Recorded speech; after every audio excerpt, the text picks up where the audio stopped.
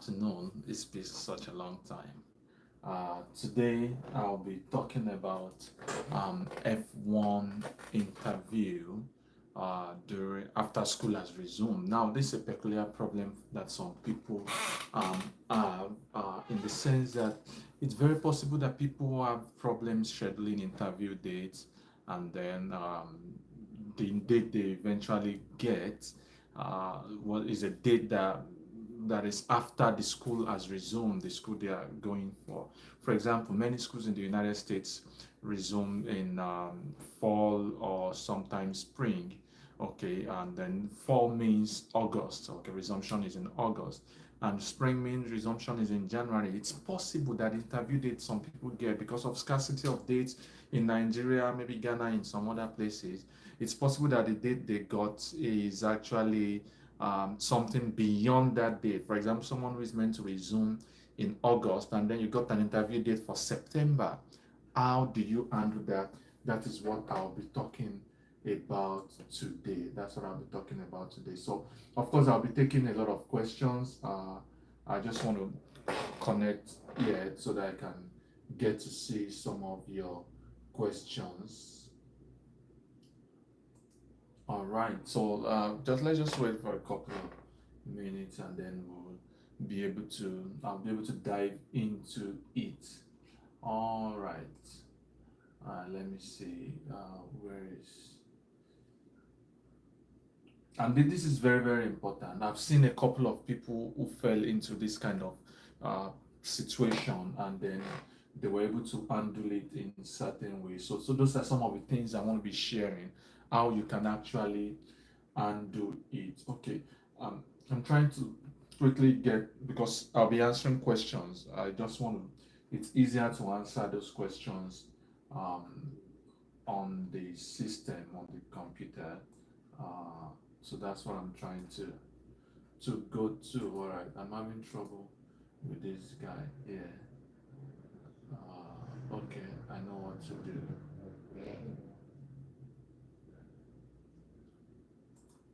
All right, all right. All right, so let me just get into it. Now, in a situation where you are to resume in August, for example, and then your interview date is in September, what's the first thing you should do?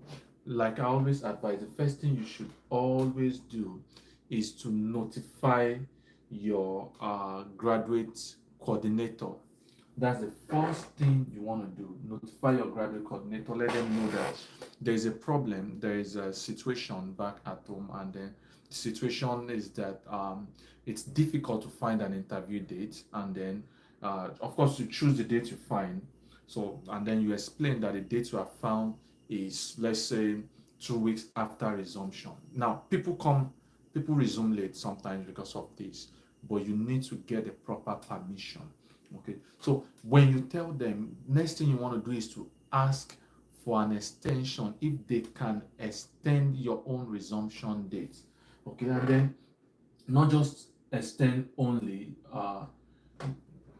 after telling them that you want to extend your resumption date, because uh you will need these things, you will need proof of this at the embassy. You also want to tell them that um they should create a new I-20 for you. Okay, the new I-20 is what will let them know, or let the embassy know, that your new resumption date is not actually the August 20 something, it's actually September now. Okay, so what you want to do, let me go through the process again. Inform them in the department. That's the first thing you want to do.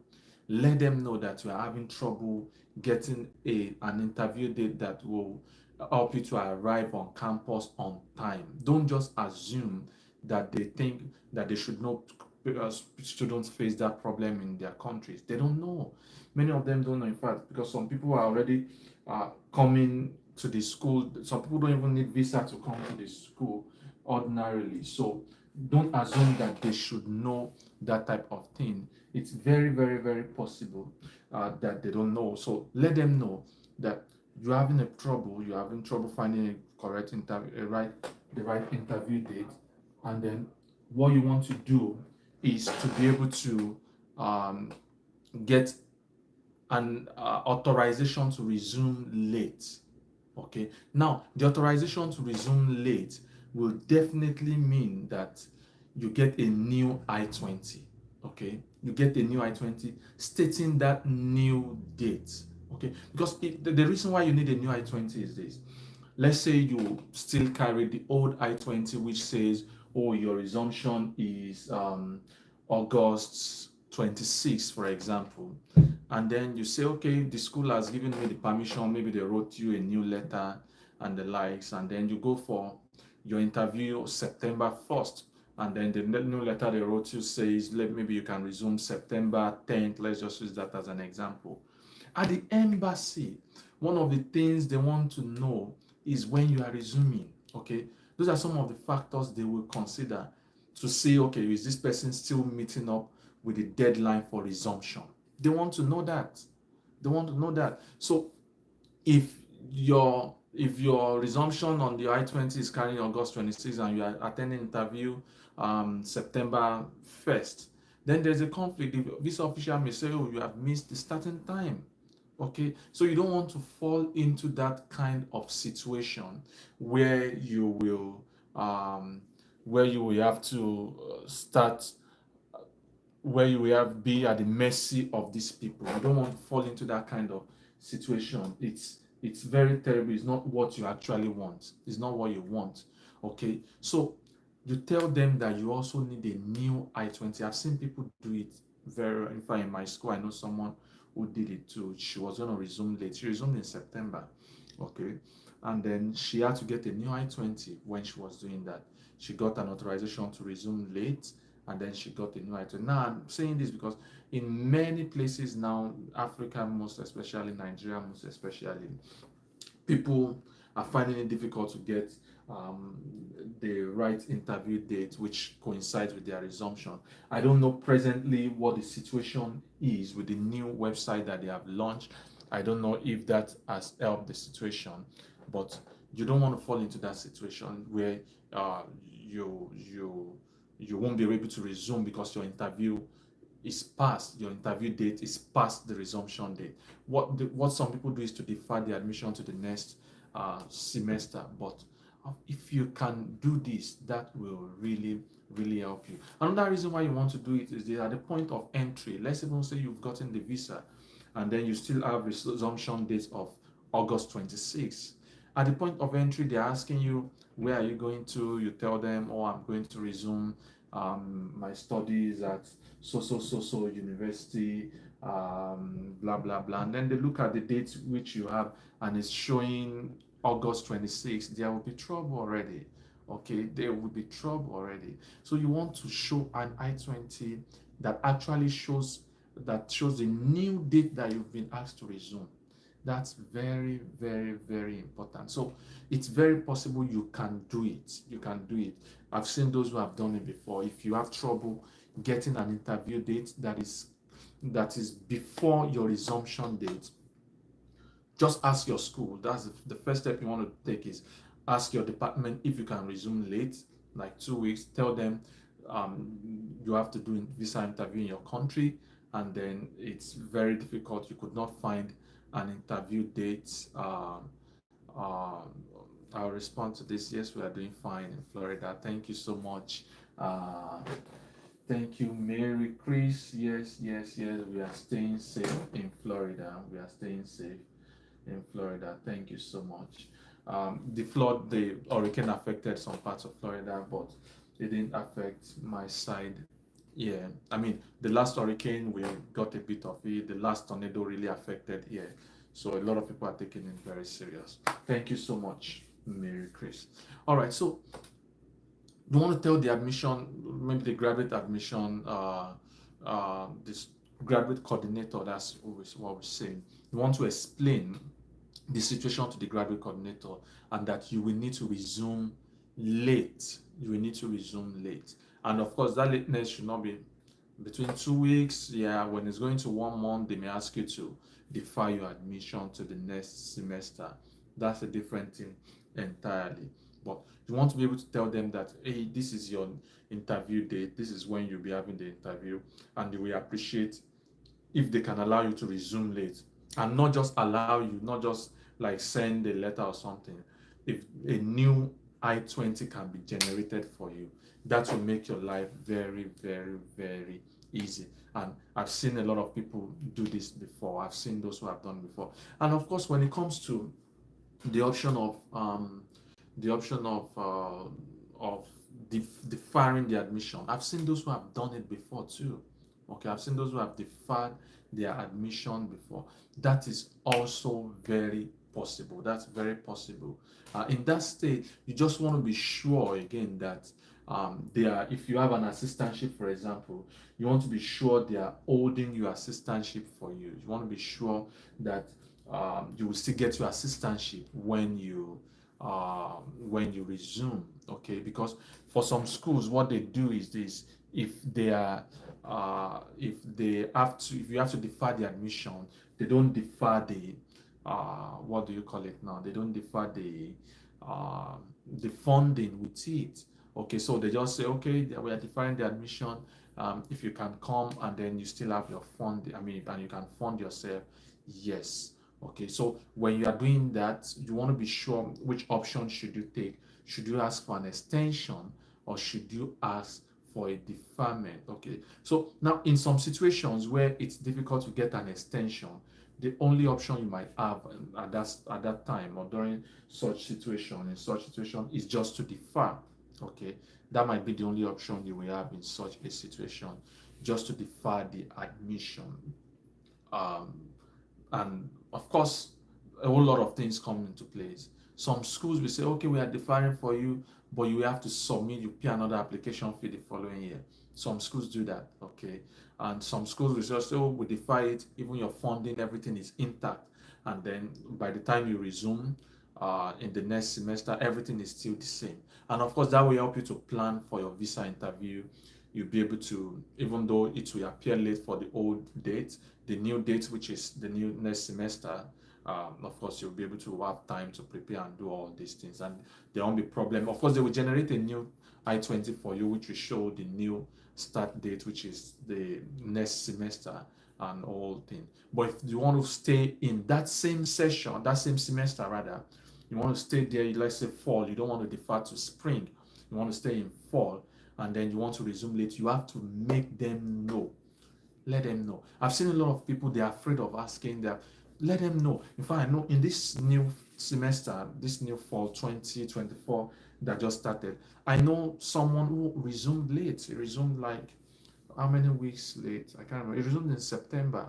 All his other colleagues resumed in August. He resumed in September, and then of course he had to battle just to he has backlog of homeworks and things which he has to do. That is normal. That is what you will definitely have to do. But again, the ball is in your court. Now, the whole essence of this video is just tell you that if you have to choose, number one, that it's possible to do visa interview, even after your school has resumed. It's very possible. All you need to do is to ask for that permission to resume early. Okay, to resume late. Ask for permission to resume late, and if you have asked for permission to resume late, get a new I-20 that reflects the new date. Very important. Get a new I-20 that reflects the new date. And once you're able to get that, that helps you. That helps your life. That makes your life simpler because you are going for the interview with a new I-20 that shows your new date of resumption. And then even when you are coming from the point of going through the point of entry and they're asking you questions, where are you going to, blah blah blah, you are able to tell them, I'm going to Florida State University, my resumption is blah blah. They will see all those things on your I-20. And even if they question you that, oh, but first semester I resume this and that, you show them your I-20 that you're allowed, given the permission to resume this late. That's very possible. Let me just take questions. Of course, the way I do, I will take questions from from any topic actually. From any topic, I can take questions. All right. So for those who are checking on us, we are doing fine in Florida. We are international. I have friends who in places in Tampa, for example, they don't have power currently, they've taken their power. And it's very difficult in the US when you don't have power because everything depends on power. When you don't have power, you don't have internet, everything goes. Your food, you use in many states you will use electricity to cook. Refrigerator, you can't refrigerate your food. Things get spoiled and the whole thing. So we are very much dependent on electricity. But yeah, thank you for checking on us. Thank you, Mary Grace. God bless you. Very good. All right, let me take some questions. Let me take some questions. If you have any questions to ask, I have a few minutes to spare and answer questions from any angle. Throw me the question, and then I will throw you the answer. All right. Any question? Okay. It seems okay. It seems no question. Ask any question.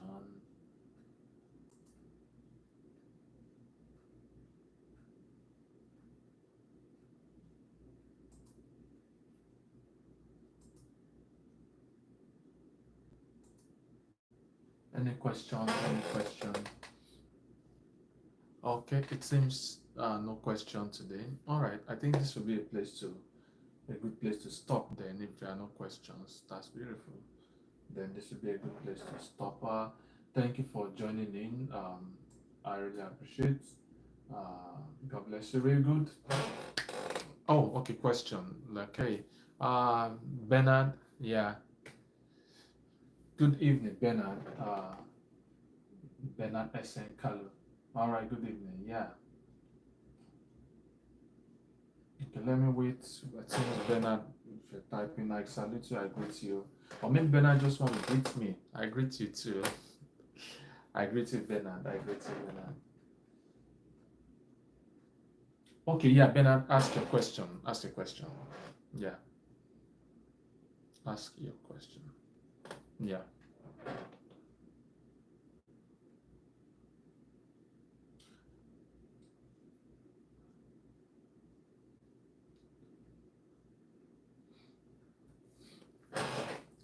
This is the first time I'm using.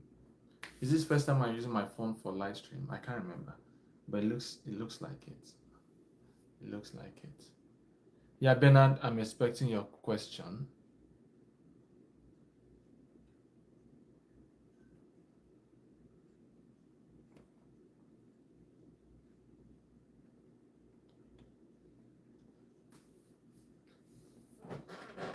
Yes, Bernard.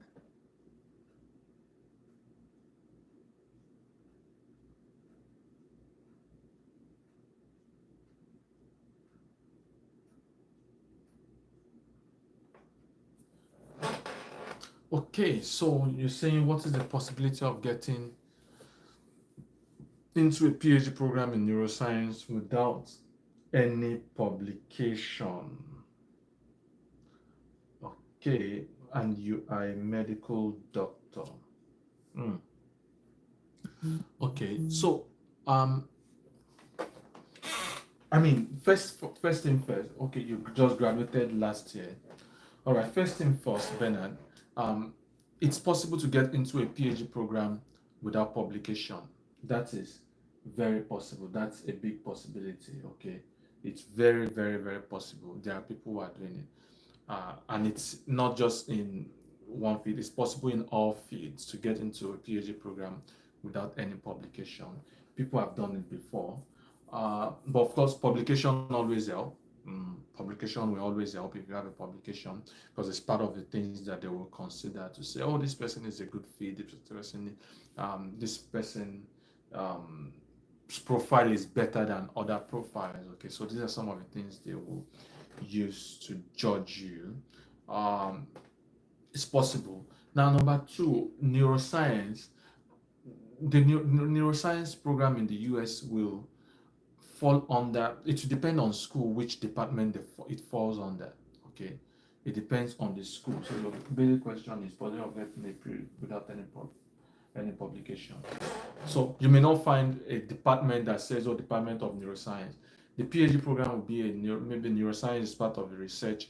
For example, my wife is doing pharmaceutical sciences. Okay, some of our research has to do with neuroscience. In fact, she's doing neuroscience, basically a part of neuroscience that has to do with toxicology, that has to do with um, things that affect some Parkinson's disease, all those neuroscience, neuro disease, and the likes. So those are part of our research. That's part of what our research entails. So different departments, we have a way they attack the neuroscience differently.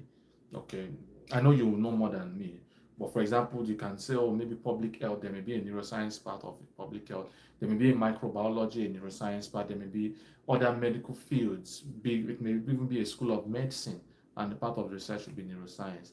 But basically, it's possible to get into the PhD program without any publication.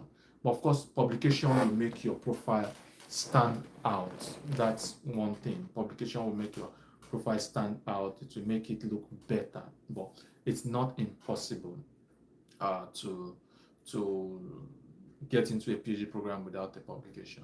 It's not impossible. It's very, very possible.